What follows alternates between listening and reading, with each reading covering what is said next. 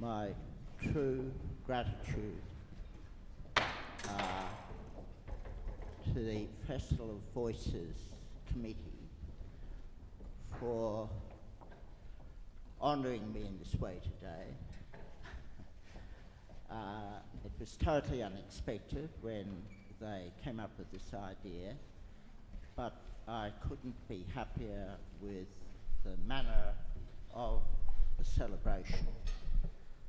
And I just want to thank the Festival of Voices, all concerned there, very much indeed. I feel quite humbled about it all.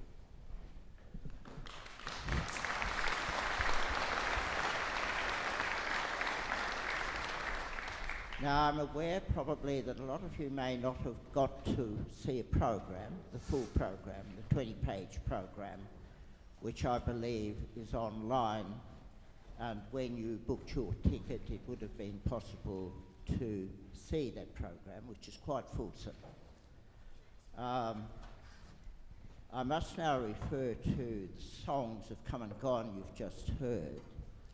And I was quite moved, I have to say, because I haven't heard the full set of songs for over 50 years. I wrote them in my middle 20s. I started doing them in Australia. I went to England in 1959 and finished them when I was studying composition with my one and only teacher, Malcolm Williamson, across 6 years in London. So to hear them tonight so beautifully sung and so beautifully prepared by Joan Wright, and also, of course, Helen Todd, her voice coach, and magnificently accompanied by Jennifer Martin Smith at the piano. I originally did them for flute, piano and string orchestra, but obviously you heard them today in a reduced form for piano, and the support Jennifer gave the choir was really good. But the choir was lovely. So I do thank you. But the piece that you're about to hear is very much different. 60 years or so have passed since I did those in my youth. I have to say that I went to school at Launceston, and in the literature, English literature course, there was no mention of Australian literature. We had to learn chunks of English romantic poetry, bits of Shakespeare and things like that. And all the poems from the songs of Come and Gone were the result of my school study and having poetry books that I went through to discover these poems. I was also a bit of an Anglophile, so I wasn't particularly interested in the home product till I got back to Australia. But when I met people like Gwen Harwood, the great poet, and worked with her over 4 words, then John Honey, with whom I've been working since I was, how old? 10 years younger, 12 years younger. 12 years. Averaging about 1 piece per year, and culminating, well, it's not the last one we did, culminating in the piece you're about to hear. My whole attitude towards everything Australian was transformed for the better. And I rediscovered Tasmania, and all the things John and I have done together, really telling the stories of Tasmania. So I'll hand over to John to elaborate on Conflagration. And also a little bit on our collaboration generally. In order to do that in a very succinct way, I've cunningly decided to interview myself. My first question is, what is the combined age of you and Don Kay? 165.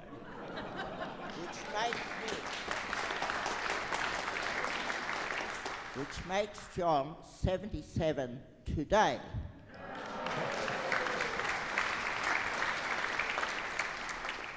How did your collaboration begin? Well, in 2010, I was asked by Joe St. Leon to write some text for a work to be performed by the L&E Ensemble with Jane Edwards. And I said, thank you very much, yes, I'll do that. And she said, well, who will you use as a composer? And I thought, oh, okay, Don Kay. And so that was our first work, which turned out to be a song cycle called Aspects of the Vine, 6 songs about Tasmanian wine. So that was a pretty good start. What comes first, words or music? In our case, it's always been words. I've come up with ideas and presented them to Don. Question, how can you be sure that Don will like your words? Well, what Don doesn't know is that in a lot of conversations that we have that seem to be quite innocent, what I'm really doing is feeling him out about certain subjects so that I can decide whether or not to actually pursue an idea. And the result of that is generally speaking, we've had a pretty good strike rate. How much time does it take to write a libretto or song text compared with the time Don takes to do the composition? I calculated that roughly the ratio is something like 6 to 10 to 1. In other words, I'm the one. And depending on the scale of the work, it could take a week or up to 3 months, like an opera. But if I take the 3 months to write an opera libretto, I'm saddling him with 1.5 years of effort in order to complete the whole work. So I can sort of sit back and light my pipe and pour a gin and tonic and let him do his thing. How much time does Don Kay spend composing? Well, how many hours are there in the day and how many days are there in the week? Because most of the time he will be doing that, except when he's watching Essendon or the Australian Test team. Does Don Kay use a computer? Does he? What do you think? No. Don composes in his sanctum. No one else is allowed to enter that at all, unless you have a blindfold and you've been rotated 4 or 5 times before you go into the room. He sits at a piano. It's a piano that he bought in London when he first went to London, that he had shipped back when he came back to Australia with his family in the early 60s. And it shows signs of wear. And he uses a pencil for his initial, what he calls short score, which is indecipherable to anyone but himself. Then, when he develops the work into its final form, with its orchestration or whatever is appropriate for that particular work, he turns to this wonderful calligraphy that he does and comes out with a most amazing looking score that you could frame on the wall.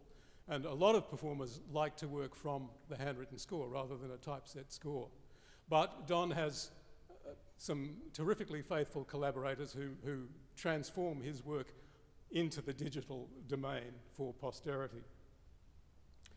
So what works have we produced over that time? We've done 4 song cycles. That's a total of 26 songs within those cycles. We've done a full-scale opera. We've done a mini opera. We've done a couple of cantatas. And we've done 2 extended sort of narrative vocal and orchestral works, plus a couple of other bits and pieces. So it's been a fairly productive effort. But I would hasten to say that's only a small percentage of Don's total output, because apart from anything we do together, he just keeps on pouring stuff out and shows no sign of coming to a halt. How did Conflagration come about? Well, in the summer of 2018-19, my wife Maria and I spent most of the time wondering whether we were going to need to jump into the car with our suitcases and things and clear out. We fortunately weren't very badly affected, but a lot of our friends were really seriously affected by those very strange events of that summer. And at the end of the whole process, I felt moved to actually write an account of it. And I mean, I wrote it for itself, but also I wrote it with an eye on the possibility of Don being interested in setting it. Did you discuss this or present Don with a finished libretto? Well, I took a buff envelope with the words up to Don's and placed it on the coffee table, and he said, "What have we here?" And so I read it to him, and I had a fair idea that he would respond, because he, like everybody else, had been aware that summer of the smoke and all the implications of what was going on. But also, in 1967, when he'd returned from London, Don was living in Taroona, and his house was threatened by the bushfires at that time. So he had enough of a reason also to feel that something like this was worthwhile. What is the form of the work? Well, we call it a cantata. A cantata is a vocal work for one or more solo vocalists, usually plus a choir with instrumental accompaniment, and divided into sections. This is divided into 8 sections or episodes and really is a narrative to tell the story of what happened in the fire and to hint at what the implications long-term might be. How did the Festival of Voices come to know about Conflagration? Well, Joan Wright asked Don about the possibility of performing some of his existing choral work, and we told her about the existence of Conflagration. She was immediately enthusiastic, and so was Peter Karasiak, the festival director, and so was Ben Mackey, the choral producer, and they embraced it completely right from the start and have spent 8 months of tremendous effort in putting this pretty large-scale work together. And there have been so many people. There are 4 major strands of work involved. June Tyzak has had the chorus, working them through, and they've embraced it incredibly enthusiastically right from the start. Simon Reed, the conductor, has had his group of percussionists. Michael and Arabella, the pianists, have been working on it, and also the soloists. And all of that jigsaw puzzle came together for the first time in this last week to put together what you will be seeing shortly. And finally, just a question about what influence COVID has had on this process. Well, of course, it's made things far more complex than they otherwise would have been and far more difficult. But Joan and her group of wonderfully enthusiastic people have jumped all the hurdles, and here we are. We could well not have been here at all after all the preparation that's gone on, but we are, and we're tremendously excited to hear this for the first time in this world premiere. So thanks for coming, folks.